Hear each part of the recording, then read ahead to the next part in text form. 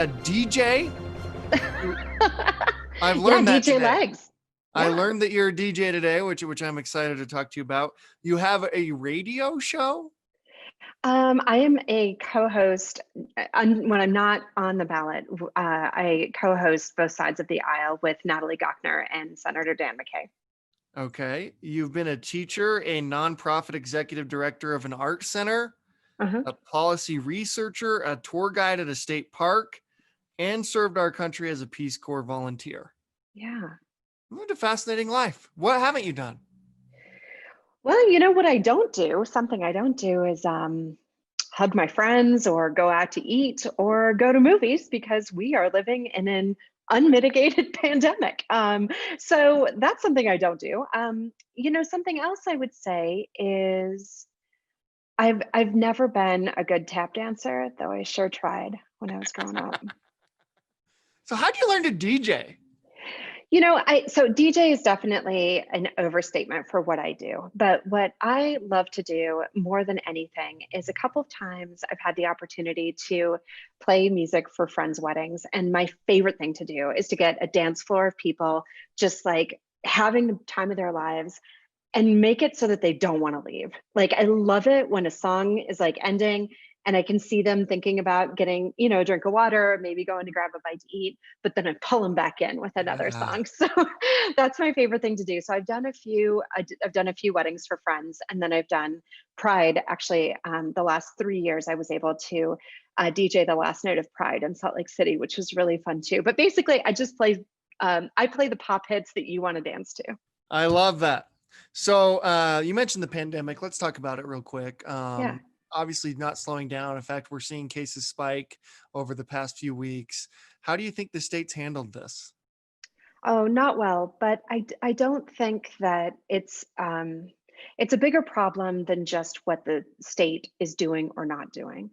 We are in a situation different than any other industrialized country because we did not have a plan from the beginning that had any real logic to it, driven by science. And in fact, we have a president who, it's well documented at this point that he misled and downplayed what was happening in the early months when we had a chance to have a different trajectory than the one that we're on now.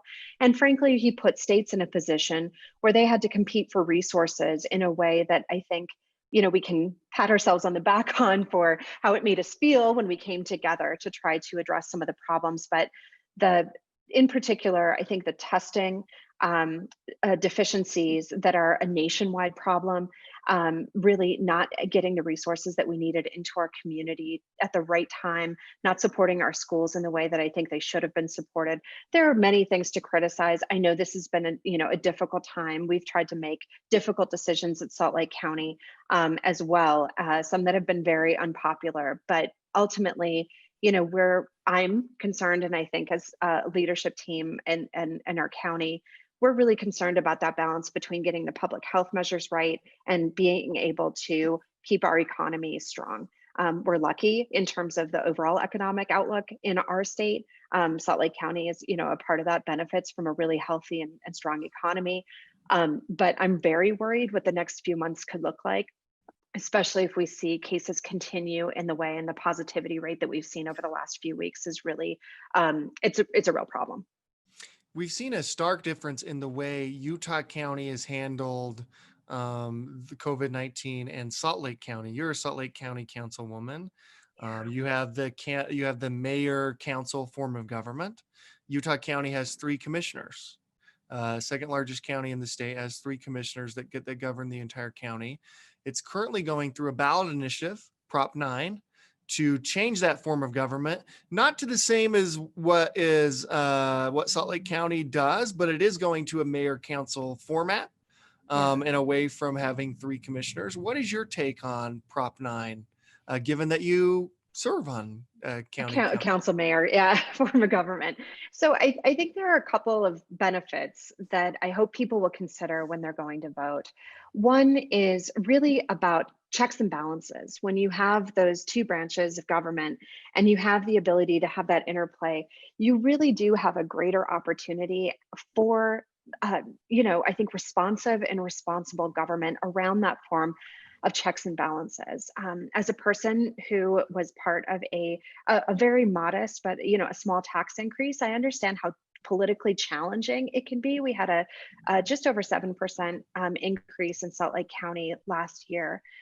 In Utah County, you may remember that there was a 100% proposed increase in property tax, ultimately landing at a 67% property tax increase. I think you get into a situation like that when you have this concentrated form of government where people can continue to kick the can down the road. So I think it's good for checks and balances, for that kind of responsive fiscal management of something as large as county government. And Utah County is growing fast, right? So I think those are things that lead me to be supportive. And I hope the voters will also consider it. One other thing, I think there's something nice about that connection between your representatives.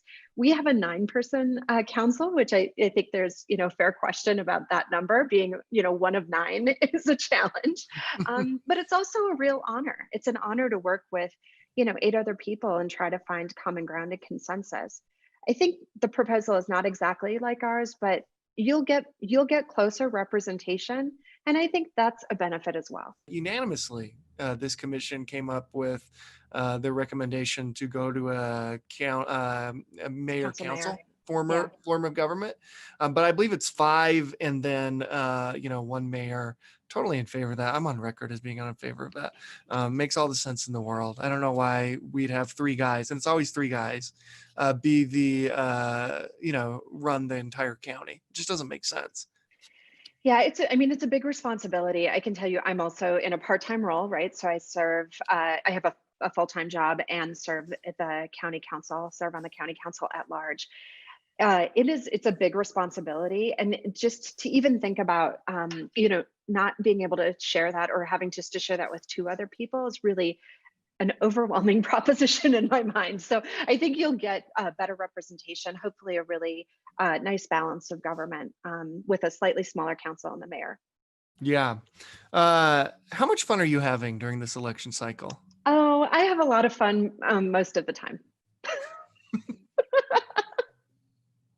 What's it like I'll- being what's it like being a politician? I mean, it must be fascinating, right? it's fascinating. Yeah. Because you're raising money, you're constantly, being attacked. Yeah. What's the balance? I mean, what sucks the worst? I imagine it's raising the money. Yeah, raising the money is not fun. So if anyone here is listening and you see somebody out there that's running for office and you'd like to see them in office, go ahead and support their campaigns. It's hugely beneficial. I'm very proud that so I ran for Congress in 2018, didn't accept any PAC money, really did a lot of grassroots fundraising. I'm so proud to be supported by, a lot of just kind of your everyday working people in this state, and have, a lot of the people who have supported me in the past are in, jobs that have been hit hard in the pandemic. And that's hard for me because I know, people they're looking for ways to help. They're looking for ways to get involved. And that's something that I've definitely noticed and have taken to heart in this election cycle. I would say one of the things kind of from just like the campaigning political side of it, I actually really love campaigning. I really try not to be part of, I think, the parts that we hate the most. I don't call my opponent names, and I don't, try to fundraise off of that. But I do think that there's a real question about what kind of people that we'd like to have in leadership across all levels of our government. Can they come forward with a message about something they care about? I got into politics around the issue of healthcare and really looking for ways that we can expand access, drive down the cost, and in county government, we're one of the biggest providers of mental health care and addiction treatment services in the state, just as a function of our population in Salt Lake County. I could not be more proud of those efforts, and I'd like to see them expanded. So the work really gives me a sense of purpose, but also being out there campaigning, talking to people. There are many tragic and horrible things about COVID. Kind of one of the more like personal, petty, small things is I just hate not being able to be at the doors, in groups, talking to people, having dinners, having house parties, whatever. All the normal things that really do, I think, make me a better public servant are really curtailed in this environment. And I think it's the right thing to do in terms of public health and what feels right for my campaign. And So I think if you are a person who's feeling really frustrated by what you're seeing at the federal level, what you're seeing in Congress or in our Senate, which is a lot of inaction, county government and local government is really the place to be. You can get stuff done every week. We have currently it's a 5-4 split, so 5 Republicans, 4 Democrats, and we regularly vote unanimously. And so we are working really in concert. And I think that's something that with kind of all the icky stuff and the I think reasons that people tune out or want to tune out of politics, local government and in particular I think county government, I'm a big advocate, you can really get that kind of closeness of a functional government and see people working across partisan lines all the time, and I think that's good. So it's really good for me, and if I have the honor of serving this in this role again, it's a 6-year term. So I'm hoping to get work done, good work done on, like I said, things like expanding access to healthcare. I'm pretty passionate about closing the gap that we have for children who are uninsured in this state, looking at ways that we can really address more fully the mental health crisis that we have in this state. And I just think there's so much good work to be done. So I mean, nothing's ever off the table for me, but I would be honored to really just dig in and go to work here for the next 6 years. Did I just hear you say this is something I didn't know? Salt Lake County has 5 Republicans and 4 Democrats. So they have That's right. more Republicans than Democrats on the council? Yeah. I don't think anybody knows that. Well, if you come and follow along on my Instagram, I'm regularly educating people about the very exciting and unusual and not often seen world of county government. Finally, assuming we get through this pandemic, which we will, we're resilient, and I think this country will get past it, regardless of the mistakes that have been made, and the state will get past it. How do you think? What does Utah look like over the next 4 years, and how has it changed in the past 4?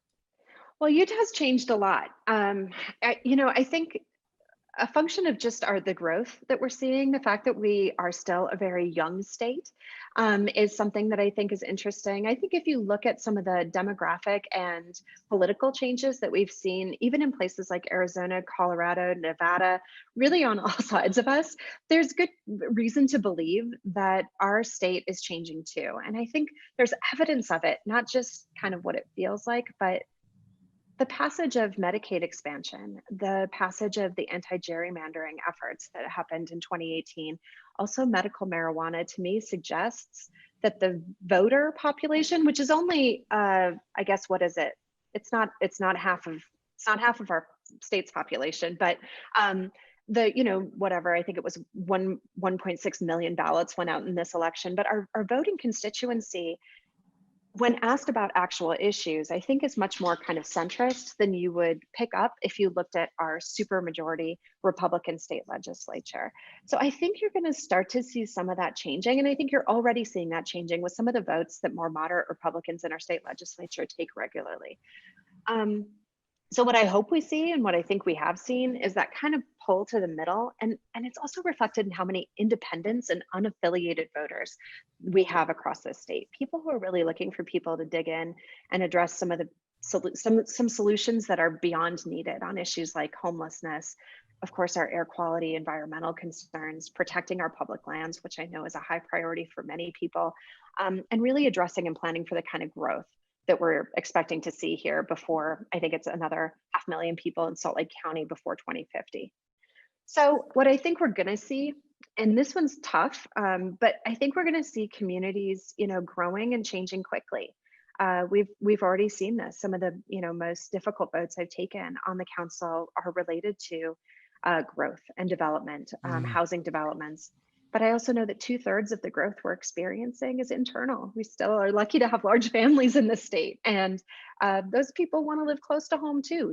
So how are we going to meet the demands of a changing and rapidly growing Utah? And for me, I'm really focused on Salt Lake County, while also meeting some of those other social needs that we have. And so those are the things that I mentioned before. I'm pretty passionate about: mental health care, our addiction treatment services, really making sure that when families are in crisis, that there's a support system in place for them.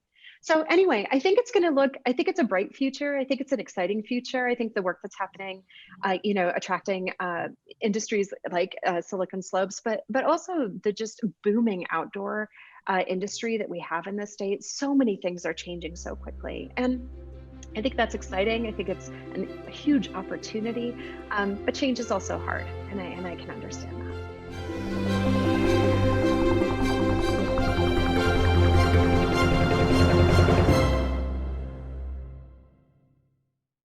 Justin, you're the head of elections here in Utah. Your life must have been, or must be, crazy over the past few months, and only made more difficult by fears with mail-in voting and voting by mail and submitting ballots. Utah's somewhat more accustomed to this than I think the rest of the country, but maybe the fears are ramped up a little bit more for obvious reasons.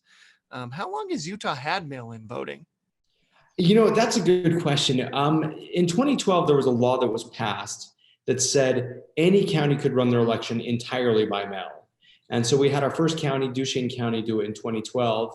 And then counties have come on board over the years since then. So back in 2016, the last presidential, we had 21 of our 29 counties voting by mail. And now we're up to all 29 of those counties voting by mail. But I should note that even before that, we had a lot of people voting by mail. Depending on the county, you could have had, a quarter to a third of your voters voting by mail. So vote by mail is nothing new for us here in Utah. Have there been any problems with voting by mail in the past? There have been little hiccups. I think people have seen in the news that sometimes a county will send out a ballot that's missing a race, or that they send the ballots to the wrong people sometimes. So little things certainly, but there was also little issues when we had in-person voting. Sometimes machines have issues. So I wouldn't say we've had more issues with vote by mail than we've had with traditional in-person voting. Right. It seems like the turnout, even in the Republican primary gubernatorial race, was higher than ever. What was the trend? It seemed like that was extremely high for. Yeah, for the Republican primary, well, actually for the primary period, our highest turnout we've ever had in a primary. We stopped comparing to primaries after a while, and we were really looking to see if we would catch up to the 2014 general election turnout, when we were only a few thousand votes away from that. So huge turnout for the Republican primary. Even if you go back to March, where we had the presidential primary, we had record-breaking turnout for a presidential, and one of the parties didn't really even have a race, and yet we had huge turnout. So no question, vote by mail helps turnout. Do Utahns have an alternative to voting by mail? They do. There's always in-person voting available, whether that's during early in-person voting, which is going on right now, or election day. Now, it should be noted, in the year with a pandemic, we really want people to vote by mail or drop off their ballot at a drop box if they can. The polling locations are there really if you need extra help, if you lost your ballot, you never got a ballot, you want to use the ADA machines. But that option is always there, and I anticipate will be there for a long time. The president has, over the past couple of weeks at least, that I've noticed, started talking about poll watchers. And he's kind of encouraging. I'm actually not really sure what poll workers or watchers do. I assume it's legal to have poll watchers. It is legal, and it's probably one of the best named duties. They literally just watch. They can either go to the polls and watch the polls, or they can go and watch the ballot processing. So if you want to be a poll watcher, you reach out to your county clerk, you register with them. But candidates and parties have historically had poll watchers on site, generally if it's a close race, or in areas they think might be close, or there may be an issue. But that's nothing new for us here. It's allowed, it's legal. It's just, you've got to reach out to the county clerk and let them know you're going to be there. Who should people speak to if they think something, either with their ballot or voting in general, has gone wrong? The first place is the county clerk. The county clerks are the ones who send out those ballots, so they can cure any issue. If someone didn't receive a ballot, they can look up their voter registration info and get them a new ballot perhaps. But county clerk is really the best resource. That being said, people can always reach out to our office as well, and we can get them in touch with the right people or find out answers. Finally, I just wonder, your life is so intense right now, and it has been during the entire election cycle. When it's over, all the ballots are counted, everything's done, what do you do? Do you go on a cruise? How do you relax from that? I'll sleep for like 2 days straight, I think. And I'm not even joking. And after the 2018 election, I fell asleep at like 7 o'clock on the Saturday night after the election, and my family just didn't even wake me up. And somewhere around 5 o'clock on Sunday, I rolled out of bed thinking it was like 8 in the morning. I'm like, oh man, I slept really great, and I looked at the clock and I slept for like almost 20 hours. So yeah, something like that. But then yeah, we'll do something here. It'll be, December will be a little quieter. Go on a trip maybe. That's awesome. Well, thank you for taking the time to, talk to us and our viewers on, everything happening. You're the head of elections. Appreciate you coming on, and I'm sure we'll have you on again at some point. Hey, sounds great. Thanks for having me. Thanks so much, Justin.